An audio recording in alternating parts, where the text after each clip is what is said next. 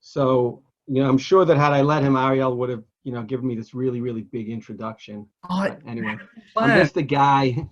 I'm a guy from Gush. Ariel, stop. I'm a guy from Gush, and I'm thrilled to share Torah with you guys. And hey, Ziggy, I'm happy to be interrupted. It's hard to create kind of a give and take dynamic, or it's harder over Zoom, but let's do our best. And let's do our best to actually share some real thoughts and things that, God willing, will matter to all of us. The topic of Talmud Torah, I came up with just because Rashi's all over it in yesterday's Parsha and Bechukosai, but also we're less than 2 weeks to Shavuot, Zman Matan Toratenu, so what could be better than sharing some fundamental questions and sources about the definition of the mitzvah of Talmud Torah. And I'll tell you where I start, okay? Where I start is the following. Let me ask two different questions. First, what's the definition of the mitzvah of Talmud Torah? And by that I mean, do you have to learn an idea? Right? Forget time-wise. Let's share an experience that all of us have shared, I think. And that's having learned for a period of time and not gotten anything out of it. Right? It's depressing, but it's happened to all of us. Right? I spent all my time trying to figure this thing out. Or do a better one, okay? I spent all of morning Seder investigating and researching the question of what bracha do I make on an apple? And after hours and hours of work, I conclude without a doubt that the bracha to make on an apple is borei minei mizonot. Okay, is there a kiyum of Talmud Torah in that? That's one question. The second question is, and it's a much harder question, what's the minimum and the maximum? Right? If somebody asked me, if I was like a world famous decider or decisor of Jewish law, which I am not, okay? But if I was, and somebody said to me, okay, how many minutes, how many hours a day? Right? I want to understand. What's the quantity of the mitzvah of Talmud Torah? I understand how much matzah I have to eat at a Seder. I understand what the rules are for sitting in a sukkah. What are the rules for the mitzvah of Talmud Torah? Okay? Those are the two big issues I want to discuss with you. And none of them are original. There's much discussion on these topics, but I think it leads us to a place that will allow us to think about Talmud Torah, hopefully a little more complexly, a little more deeply than we do starting now. So if I ask you, start at the first question, okay? What's the definition of Talmud Torah? Right? If I reach the wrong conclusion, did I get a mitzvah of Talmud Torah or not? What are the two fundamental possible ways to look at the mitzvah of Talmud Torah? Somebody has to speak right now, or we're going to go back to the old Zoom account. And I'll answer. Okay. One aspect is knowing the mitzvahs, what to do, what to do practically with how to do the mitzvahs. Good. 1 second. So we'll call that functional, right? How can you be an observant Jew if you don't know the rules? How can you keep Shabbos if you don't know the rules? So there's a mitzvah of Talmud Torah that is kind of a means to an end. The end is I want to worship HaKadosh Baruch Hu. Talmud Torah tells me how. Okay, that's one side. Good. The other side I would say is the connection itself to God through the Talmud Torah. The mitzvah of Talmud Torah is a way that we have a connection through that mitzvah. It doesn't matter if we understand practical stuff from the Talmud Torah. Is being part of the Torah Shabbat, learning the Talmud Torah. Good. Connection. Excellent. Excellent. So let's say, take an example. So in the first case, maybe learning Taharos, it doesn't apply to us Bisman Hazeh. Learning Kachim doesn't apply to us Bisman Hazeh, right? So maybe that wouldn't be part of the core mitzvah, but learning Nizikin and learning Zraim, if you live in Israel, learning Moed, that would. Let's put it into categories. But even before we do, let me pop up a source, and I think you could see both pop up a sheet. We'll take it on and off because I like to be able to see you. But let's just look at yesterday's parsha. Bechukosai starts, in bechukotai telechu vet mitzvotai tishmeru va'asitem otam. So let's be honest. The simple translation of the pasuk is, if you follow my statutes and you observe my mitzvot and you do them, then all these good things will happen to you. But that's not how Rashi translates it. Rashi says, in bechukotai telechu, yachol ze kiyum hamitzvot. I might have thought, like I suggested, that the pasuk says it has to do with, do you keep the mitzvos? Rashi says no. Kishehu omer ve'ed mitzvotai tishmeru. The second part of the pasuk, harei kiyum hamitzvos amor. The second part of the pasuk is talking about keeping the Torah. So what's the first part? Amani mekayem im bechukotai telechu shetihiyu amelim batorah. So the sense you get from Rashi is, right, et mitzvotai tishmeru. That means if you keep the rules. What's in bechukotai telechu? If you learn Torah. And I would suggest that this is if you learn Torah without relation to knowledge. This is just God wants us to learn Torah. To you, amelim batorah means to be devoted to be invested in. And then he says, vet mitzvotai tishmeru, have amelim batorah. Why? Al menat lishmor u'likayem. Right? You can feel Rashi struggling with the chakira that we raised. Is Talmud Torah an end in and of itself? Or is Talmud Torah valuable because if you know Torah, you can keep the Torah? So again, just to set it up so we can follow the two sides. One suggestion is it's functional, right? The point is to amass Torah knowledge. Now this also, it could come in two flavors. One is simply, I need to know the rules of Shabbos in order to be Shomer Shabbos. But the other possible functional element of Talmud Torah, even according to this possibility, might be, I want to know God. And one of the ways I get to know God is through his Torah. And so therefore, even, learning Taros or learning Kachim, which don't really apply Bizman Hazeh, it may be that gives me access to who God is. Okay? The other possibility, so that's functional. The other possibility is what people call isuk batorah, involvement in Torah, right? Learning Torah makes me a better person. It makes me a more refined person. It brings me closer to God. And it doesn't matter whether I understand it or not. It doesn't matter, whether it's halacha l'maisa or not. Simply learning Torah means spending time with God. Okay? So to start, there's a handful of psukim in the Torah that can push us in one direction or another. Let's do them quickly just to see how we conclude. Okay, source number 2. This is a pasuk in Parshas Devarim. Vayikra Moshe kol Yisrael vayomer alehem Shema Yisrael et hachukim ve'et hamishpatim asher anochi dober ba'oznechem. Listen, Jewish people, to the mishpatim that I'm speaking to you. Ulemadtem otam ushemartem la'asotam. The simple pshat, I would say, is ulamadatem otam, learn them. Why? Ushmartem la'asotam, so that you will know how to do them, right? If you want to know how to make brachos on fruit, you have to learn. But I think you could probably argue the other way as well. Ulamadatem otam, one part is, I want you to learn Torah. Why? Because it's the word of God. A second related but separate idea is ushmartem la'asotam.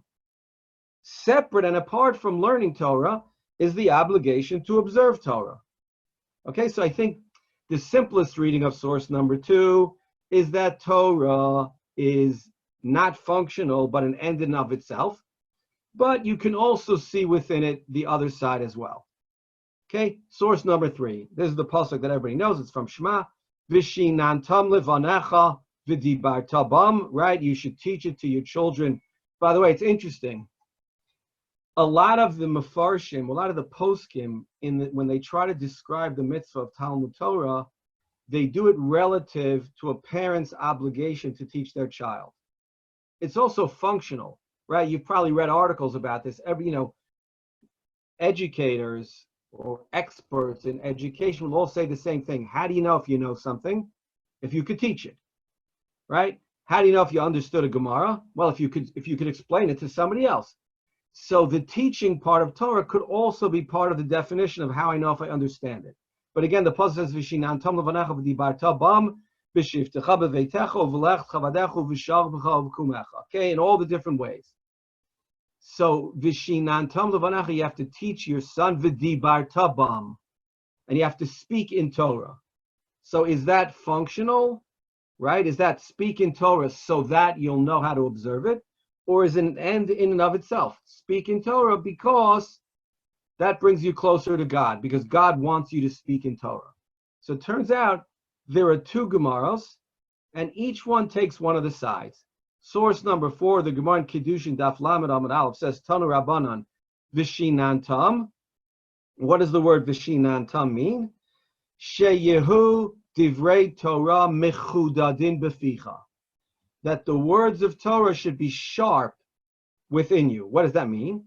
She'im yishal lecha adam davar. If someone comes and asks you a question, they ask you, okay, what's the bracha on an apple? Al tigamgem v'tomar lo, ela amor lo miyad. Don't stumble and fumfer and obfuscate and do it. No. Know Torah well enough so that when somebody asks you a question, you can answer it, right? And each of us probably in our lives have had access to people who are real Torah scholars. When you ask them a question, they don't just, talk broadly. They tell you, the Mishnah Berurah in this Siman says X. The Rambam says, they tell you the answer. They know it. So here, V'shinantam means, Shiyud Dvrei Torah Mechudadim Beficha, means you need to learn so that you know. You need to learn so that you understand. And if somebody asks you, you can answer it. There's a terrible story that I was taught when I was a little kid. I don't know why I still remember it. I'll share it with you, but no one get angry if it's not funny to you. Okay? Where, in Europe, I don't know, Volozhin, some rich guy comes, and he wants to meet the best guy in the yeshiva because, he wants his daughter to marry the best guy in the yeshiva. He goes to the first guy who's supposed to be a genius, and he asks him a question, and he says, well, it's a very difficult question. There are many sources on this side and that side, and he complains, that so on and so forth with a few Talmidim, and he complains to the Rosh Hashiva, like, doesn't anybody know anything here? Everything's a machlokes. He finds another guy. Now, this other guy is a complete blow-off. He's the worst guy in the yeshiva. He doesn't know anything. But luckily, the guy asking the questions doesn't know anything either. So he asks him a complicated question, and the guy says to him, it's easy. Ashrei Yoshrei V'Secha Od Yalu Chasela. And he asks him another question, and the guy says, it's simple. Ashrei Am Shekach Elo Hashem Shel Hashem Elokav. And he goes, this guy is great. Okay, so the answer is, it's true that sometimes, questions are complicated and nuanced. But, being able to answer them specifically is an accomplishment, is part of the mitzvah of Talmud Torah. That's the Gemara in Kiddushin. The opposite position is source number 5, the Gemara in Yuma. Rav Acha Omar, on that pasuk, V'dibar tabam, what does it mean, V'dibar tabam? Speak in them. Aseh otan keva, make Torah your primary commitment. Va'al ta'aseh marai, and don't make them. Arai would mean, I'm missing the English word. What's the opposite of permanent? Temporary. Temporary, secondary, optional, right? Words like that. So by the way, especially, for people in university, don't be depressed by this. Rav Lichtenstein once said, it's a Mishnah in Avos, right? Aseh Toratcha keva u'melachtecha arai, right? Make your Torah the key, the most important part, right? The thing you spend the most time in, and your work, secondary. So Rav Lichtenstein pointed out, and in a previous life when I wasn't in yeshiva, this served as a source of comfort for me. Look, if you have a job, or probably even if you're in university, you're spending more time on your job or more time on your studies, probably, than you are in Talmud Torah. Rav Lichtenstein said you could understand it in two ways: quantitatively, in which case we're all failing, or qualitatively, such that, it's true, I spend 5 hours in class and 3 hours studying, but the thing that's most important to me during the course of my day is my chavruta at night, is my davening, is my learning. So that it's true, quantitatively, I'm doing more non-learning. But qualitatively, the thing that matters to me most is Talmud Torah. Okay, but again, the same two ideas, Isuk Batorah, involvement, and Limud Torah, knowledge. Last one, and this is something, if somebody has a question, okay, last one. Source number 6, this is something that I bet most of us thought or think is a pasuk in Chamisha Chumshei Torah. It's not, it's in Yoshua. Still, it matters. Lo yamush sefer haTorah ze mipicha, right? The Torah should not move from your mouth. V'hagita bo yomam v'layla. You should learn Torah all day and all night, right? There could not be a pasuk that's more clear that the obligation to learn Torah is not about the result. It's not about the knowledge. You're supposed to learn Torah day and night because you're supposed to invest in Torah day and night and build a relationship with God. But even here, the pasuk continues, Lema'an tishmar la'asot kichol ha'katuv bo. No, the purpose of learning Torah is so that you can observe everything that's written in it. So essentially, you won't be surprised to hear that it's hard to, almost certainly both sides of our Chakira are supported by the sources. That there really are two aspects to Talmud Torah. One is amassing knowledge. The other is just the purifying experience of connecting to God through Talmud Torah. We'll come back to that in a second. But the source in Rishonim, I think that's clearest about the two sides of Talmud Torah, you see in the Sefer Achinuch, source number 7, Mitzvah Taf Yud Tet. Says the Sefer Achinuch, Mitzvat Aseh Lilmod Chochmat HaTorah Ulelamda.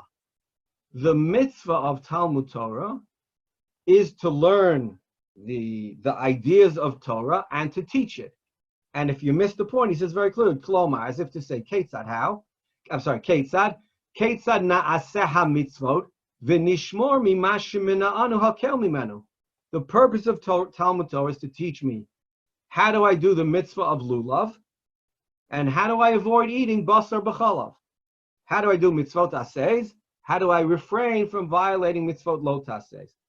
V'ladad gam kein mishpetei haTorah al kivun ha'emet, and to understand the rules of Torah according to the correct understanding. So here, in his legal definition of the mitzvah of Talmud Torah, the Chinuch says the legal definition is I learn Torah so that I can know the rules. But then he says shoresh mitzvah zo yadua. Philosophically, the rationale for the mitzvah is as follows: Ki belimud yeda ha'adam darkei Hashem yitbarach. Because by learning Torah, you learn the path or the ways of God. You get to know God. V'zulato lo yeda v'lo yavin v'nechshav kabehema. He said, without learning Torah, how do you build a relationship with God? So the truth is, there is another way. The Rambam has another way. The Rambam says, when you go out into nature and you see something spectacular, right? So a religious person responds religiously. And that's true. And you feel God's presence, right? The first time, I went to Niagara Falls, there are brachos you make and you feel God's presence. But the answer is, you can't live there, right? That's one way to get to know God. But the real way to get to know God, the real way to date HaKadosh Baruch Hu, is to learn Torah. And when you learn Torah, you connect to HaKadosh Baruch Hu. It should be, and it sometimes is, a religious experience. And so the Chinuch says both. Technically speaking, the mitzvah of Talmud Torah is to amass knowledge, but the second part of it is to build a relationship with God. And building a relationship with God is critical to being religious beings. Okay? So both sides exist. And I would suggest that we know it in our own experience, right? There are times where we want to learn halacha. We want to feel like we're putting stuff in our pocket. We're learning things that will matter to us. And that's important. But there are other times where we just want to connect to God. We just want to feel like we're not doing it for the knowledge. We're doing it for the experience. And, without going too far afield, I would suggest that the same chakira involves dating. Yeah, I just said that. Meaning, there are parts of dating that are knowledge-based, right? I want to know about you. I want to know about your elementary school experience. I want to know if you're scared of the dark. I want to know these things. But some of it is just, nonsense, right? It's not specific. It's not, hey, where do we want to send our kids to school, when we get married and we have kids? It's some third grade story that Mrs. Meschenberg, told her something and she got in trouble. It doesn't matter at all. But it's part of building a relationship, right? It makes you feel closer to the other person, not because it's a significant halacha. It just makes you feel close. Okay? Whether that's true or not, I leave that to your own experiences. I think it's true. Okay. Now, very interesting. What's the greatest proof I can bring you that there really are two parts to the mitzvah of Talmud Torah? And they really are like maybe different things. So here's something. I can't tell you, huh? Wasn't there Torah in this past week's parsha? Was it what? Like it said the word Torah. So, there's Torah. Yeah, that's a good thing. And so but there, the Medrash says Torah Shabbat Peh, Torah Shabbat.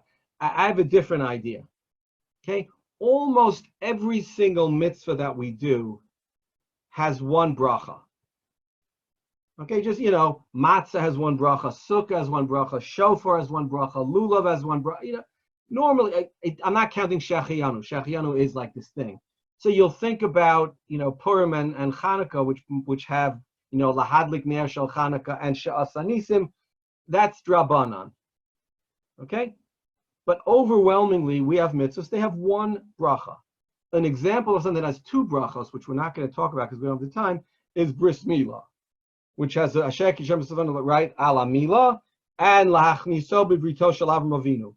But multiple brachas clue you into the fact that there might be more than one idea going on here. And now you go, hey, that's true. We make multiple brachos. We make multiple birchas HaTorah. Look at the Rambam in number 8. The Rambam says, and here I thought I had this great insight. Turns out I was wrong, but I'll share it with you anyway because it's fun. The Rambam says in source number 8, Hamashkim likro bat Torah. You get up in the morning. Okay, you haven't davened yet, but you want to learn. You have a chavruta before Shachris. Kodem sheyikra kriyat shema, right? It's before you haven't said Shema yet. Bein kara bat Torah shebichta, bein kara bat Torah shebal peh. The Rambam says whether you're learning, Chumash or Gemara. No, tell yadav tchila. You wash your hands and uvarich shalosh brachot, and you make 3 brachot. V'achakach koreh. Then you learn. What are the brachot? 1. Asher kiddishanu b'mitzvotav v'tzivanu al divrei Torah. So what's interesting is we say la'asok b'divrei Torah. So I had to hold this whole idea. The Rambam has a different idea. He just switches the words.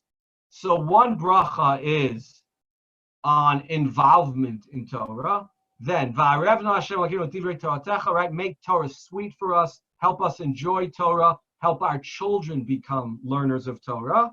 And here he says, Yodei shemecha va'oskei Toratecha.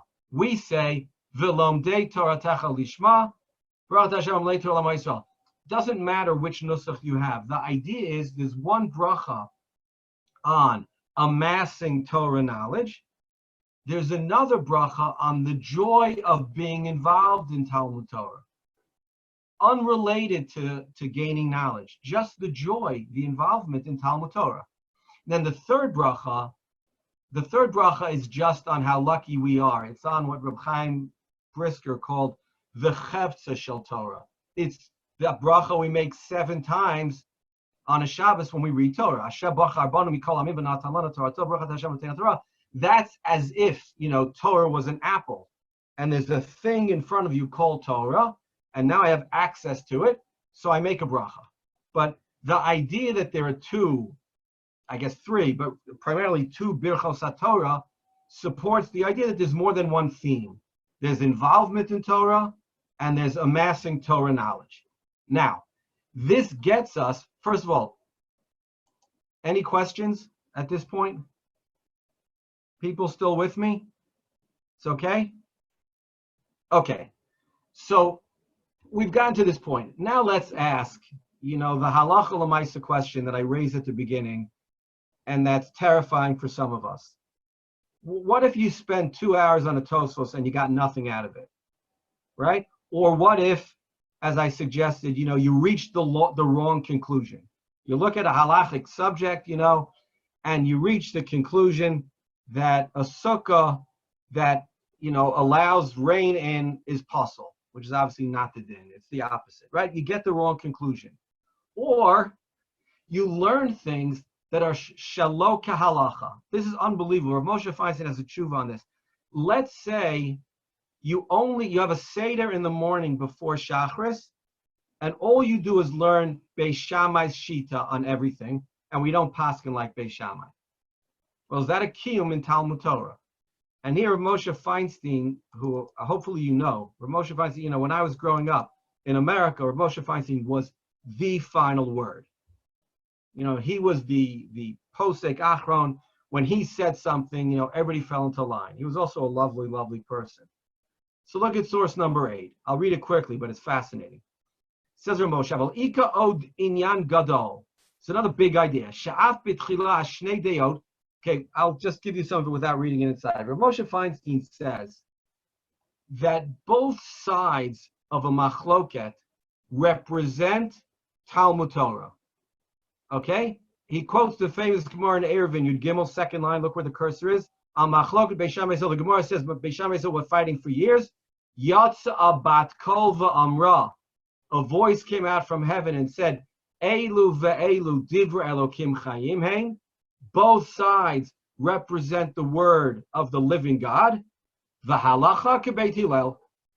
Strange, right? Well, if both sides represent the word of the living God, why do we pass like Beis Hillel, not Beis Shammai? He says, Hare, af shehalacha kebeit Hillel, mikol makom gam dad beit Shammai hein divrei Elokim chayim. We don't paskin like Beis Shammai, but their words represent, I would say, a potential view of God. We paskin otherwise, but they could have been right. Umitam zeh pashut al misha kam baboker v'yodeh she'azman she'ad atfilah yimod rak divrei Beis Shammai. Person who knows he's only going to learn Beis Shammai shita in the morning, he has to make divrei berachas Torah, because they are divrei Torah mamash v'torat emet. They are true. It's funny, they're not true. We don't paskin like Beis Shammai. But Moshe Feinstein says, in this world we don't paskin like Beis Shammai, but they represent an authentic possible answer to a question that God presents. And I'll tie this to something else because I think it's fascinating. Rav Moshe Feinstein, in the introduction to Igros Moshe, which again, for 50 years was the halacha sefer across the world, Rav Moshe Feinstein asks in this introduction, he says, hey, who gave me the right to decide all these cases? Who gave me the right to determine what the halacha is? And here Rav Moshe says something fascinating. You can look it up. It's in the introduction to Igros Moshe. He says, here's my view of halacha.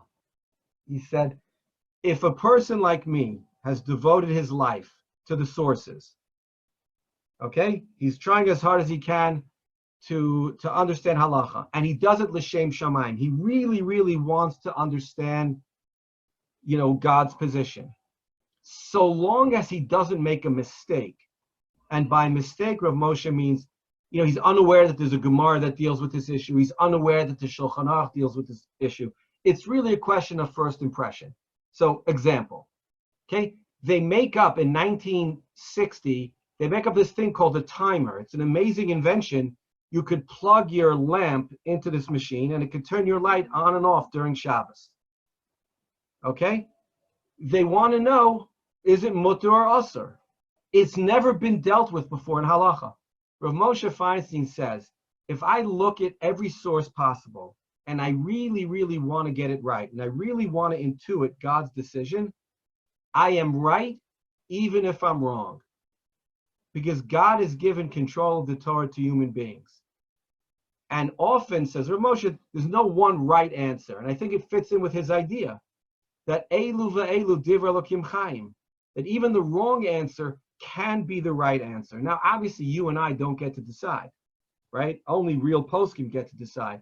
But I think Rav Moshe had a self-confidence to him because he thought that so long as the process was correct and honest, and he tried to get to the answer, he's right, even if in Shamayim, in God's Torah, it says you're not allowed to use a Shabbos clock. Right? I find that to be fascinating. You know, it raises issues we don't have time to discuss, but it's a beautiful idea of Torah that oftentimes there is no right or wrong answer. Now, for us, there is, because once poskim agree, you know, I'll tell you this. When I was a little kid, I knew religious Jews who turned lights on and off on Yom Tov. Because there were people who thought that on Yom Tov, when you can light a fire from a pre-existing flame, you could use electricity and you could turn it on and off. Okay? We now have an accepted position that you can't. But at that point, when there was no accepted position, they may have been right if they had a serious posek who supported them. Okay, very quickly, before we run out of time. Minimum and maximum requirements for Talmud Torah. How would it work? So it turns out, we're just after Lag BaOmer, these are two of the most famous Gemaras about Rabbi Shimon Bar Yochai, and they are diametrically opposed to each other. In the first Gemara, the source number 9, Menachos Tzadi Tesomid Bey, is easy to remember because it's 99b. I'm not sure why that's easy to remember. If you're a Wayne Gretzky fan, okay, I'm dating myself, but still. I just find the number 99 is easy to remember. It's easy. Okay. Amar Avami. Midvarav Shrav Yossi Nilmod Afilu Lo Shana Adam Ela Perek Echad Shachris Perek Echad Arvis Ki Ein Mitzvahs Lo Yomush Sefer Torah Zemipicha. If a person only learned one parak in the morning, a segment of Chumash, and one parak at night, he fulfilled the mitzvah of Talmud Torah of V'hagita Bo Yomam V'Layla, as if he learned day and night. Rabbi Yochanan Rabbi Shimon Bar Yochai, there's Rabbi Shimon Bar Yochai. Afilu lo kara adam ela kriyat shema shachrit v'arvit. No, I didn't even learn anything. He just said Shema in the morning and Shema at night. Kiyem lo yomosh. He got the mitzvah. V'davar ze asur la'omro b'fnei amei haaretz. It's hysterical. Says Shimon Bar Yochai, the rule is all you have to do is say Shema in the morning and Shema at night, but we're not allowed to tell that to amei haaretz. We're not allowed to tell that to unlearned people. Why not? Because then they'll do that. V'rava amar mitzvah la'omro b'fnei amei haaretz. No, it's a mitzvah to tell amei haaretz. This is obviously an interesting philosophical discussion, right? You want to hold people to the highest standard, which might crush them. If you told people they have to learn day and night, they may go, I can't do that, so let me not try at all. Or is it better to tell them, listen, if you say Shema in the morning, you say Shema at night, you yotze the mitzvah, everything else is extra credit. Okay? Contrast that with Rabbi Shimon Bar Yochai in source number 7, a really famous Gemara, Tana Rabban of Al-Sapta Diganecha, right? The pasuk in Shema says, you have to go out into the field and harvest your crop. Ma Talmud Lomar. Why does it say that? Lefi Shenamar, the pasuk we've been talking about, Lo Yamush Sefer Torah Zemipicha, that you should never stop learning Torah. Yachol Dvarim Kichtavan. Maybe we should understand it as written, meaning you have to learn Torah all day and all night. Talmud Lomar v'Safta Diganecha. The pasuk says no. You have to work the field also. Hanheg Bohem Derech Minhag Derech Eretz. You have to go out and support your family. That's Rabbi Yishmael. Rabbi Shimon ben Yochai Omer, he says the opposite of what he said before. He says, Efshar Adam Choresh Bishat Charisha, V'zoreh Bishat Zriya, V'kotzer Bishat Ktsira, V'dash Bishat Isha, V'zoreh Bishat Haruach, Torah Matei Aleha. If you plow when you have to plow, and you plant when you have to plant, and you water, and you reap, and you harvest, you do all these things, when are you going to learn Torah? So Rabbi Shimon Bar Yochai says no. If you do things properly, God will support you. And fascinatingly, the Gemara ends as follows: Amar Abaye, Harbe asuk Rabbi Yishmael, va'al tabi adan. Many people did like Rabbi Yishmael, meaning they combined work and Talmud Torah, and it worked for them. Ki Rabbi Shimon ben Yochai, v'lo al tabi adan. Many tried to be like Rabbi Shimon Bar Yochai, and it didn't work out for them. Many thought, I'll learn Torah and God will provide. And the Gemara says, no, it didn't work. Okay? But you have basically two sides of the coin here. Some minimum idea that if you just say Shema in the morning and Shema at night, you'll be Yotzei the mitzvah. And some maximal idea of Agita bo Yom V'Layla, literally, that if you devote yourself to Talmud Torah, right, somebody else will support you, God will help you. Now, we have assumed till now, and I think because we normally think that that's the case, that whatever the standard of Talmud Torah is, it applies across the board. Why? Because we incorrectly think that that's the way it works in halacha, that there is a right and wrong answer across the board for every halachic question.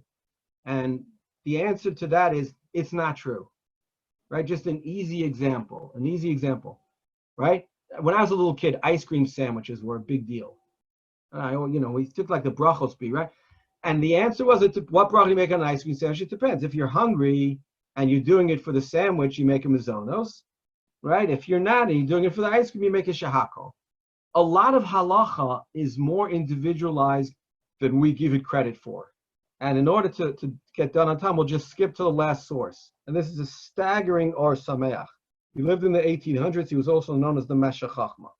And he says as follows: V'nimtza mitzvah Talmud Torah asher bevadai im yevakesh ha'adam teref u'mazon b'chol ze eino nechshav lemafriya mitzvot Talmud Torah. The first thing the Or Sameach says is, when you go to work, that's not bittul Torah. When you go to university, that's not bittul. You have to do those things, right? In order for the world to work, in order for you to support your family, you have to have a job. So the Or Sameach says, stop feeling guilty for going to work. That's the first amazing thing he says. But then he says, V'chein lemashal adam chalush hamazeg. We'll translate that for our purposes being a person who's not that bright. Okay, maybe he's dyslexic. He has a learning problem. Each person, based on his own strengths and weaknesses. It also has to do with the purity of a person's heart. Listen to this line. Ki eino domeh b'chiyuv Talmud Torah. He says you can't compare the obligation of Talmud Torah for ha'ish asher nafsho margeshet b'sichla hazach v'nikshira ba'avotot ahava leTalmud Torah. You can't compare a person who loves learning. He loves God. His heart is on fire for learning of God. It's what he wants to do with his spare time. You can't compare his obligation li'ish asher kochot nafsho nirpim va'atzelim to a person who finds it hard to sit, he finds it hard to read, he finds it hard to process. Okay? So just what the Meshech Chachma is moving towards is saying there's no across-the-board answer for what the minimum and the maximum is with respect to Talmud Torah. Says the Meshech Chachma, a person has to look into his heart. He has to see who he is. And he's going to say even more clearly, Lachain, he says, how could God, the Creator, have told us, have established lachok chiyuv Talmud Torah lachol Yisrael, to have everybody be obligated in the same mitzvah of Talmud Torah, v'natan Torat kol echad biyado, and give everybody the same obligation. Ve'ein le'el yad ha'anoshi litain ha'midah ha'amitit lazeh. He says human beings can't establish what the quantity of Torah is that one has to learn. Lachain bo chachamim pirshu lanu geder merkazan ha'amiti shel Talmud Torah. So therefore, Chazal showed up and said, what? The minimum is Kriya Shema b'shachrit, Kriya Shema ba'arvit, Kiyein v'hagita bo yomam v'layla. All Chazal could say was, this is the minimum. But they don't want it to be, what you actually do. But it's the only standard that applies across the board. Do it a different way. More than once, I heard Rav Asher Weiss tell the following story. It's a great one. He said when the Chazon Ish came to Israel, Chazon Ish obviously a huge masmid and one of the Gedolei Hador. Okay, people didn't know who he was. He used to take a walk in the afternoon for his health. He walked in some guy's orchard. Okay, so the owner met him one afternoon, didn't know who he was. So what did Jews say to each other? So the guy said to the Chazon Ish, "Learn ich," which means, do you learn? And the Chazon Ish said to him, when I have time, Learnich, I learn. And Rav Usher Weiss said that might be the best definition of the mitzvah of Talmud Torah that he ever heard, which is, when I have time, I learn. Then the question becomes, okay, what kind of life? Who are you? What are the decisions that you make that determine whether you have time or not, right? Do you want to be the type of person who has enough time for learning 15 minutes a day? Or do you want to be the kind of person who builds his day or her day around Talmud Torah, both quantitatively and qualitatively, right? We want to be, I think, we want to be the kind of people who feel obligated to do more. We don't want to be the kind of people who know what the minimum is. Shema in the morning, Shema at night, and feel good when we go to sleep because we did the minimum. Who wants to be that person? There's no area in our life where we want to, just fulfill the minimum. We want to be better than that. And I feel like one of the key parts, of the mitzvah of Talmud Torah is the self-definition that we give it. How do we see ourselves, right? And therefore, what is our commitment to Torah? Of course, we need to know Torah because we need to keep the rules. That's one part of Talmud Torah.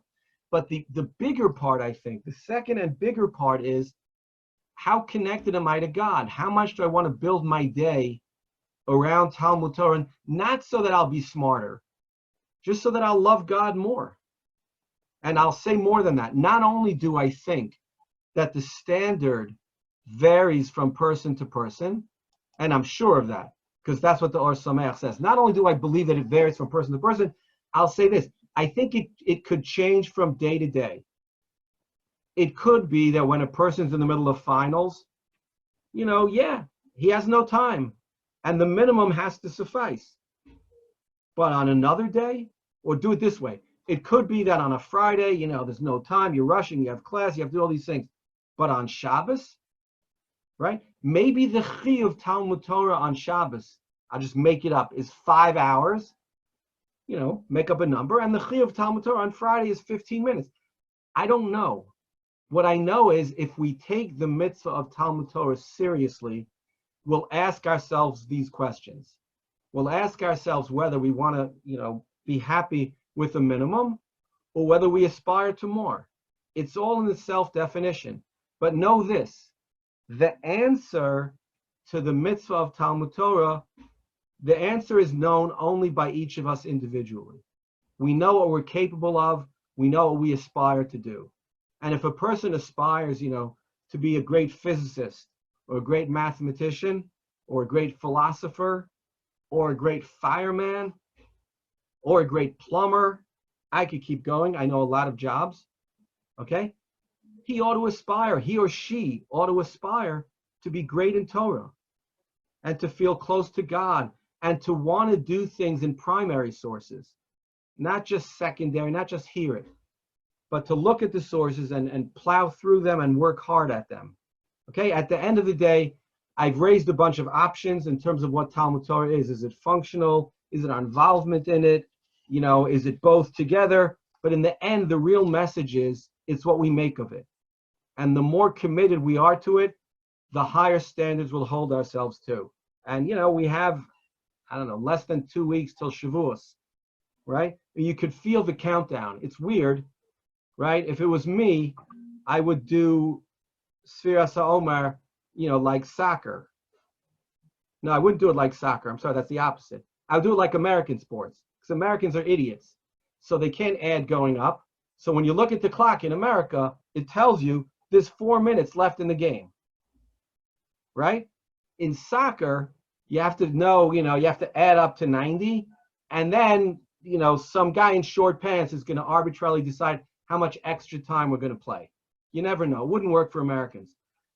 You got to count down. You got to know that there's 13 days, 12 days, 11 days. And we have to hold ourselves to a standard.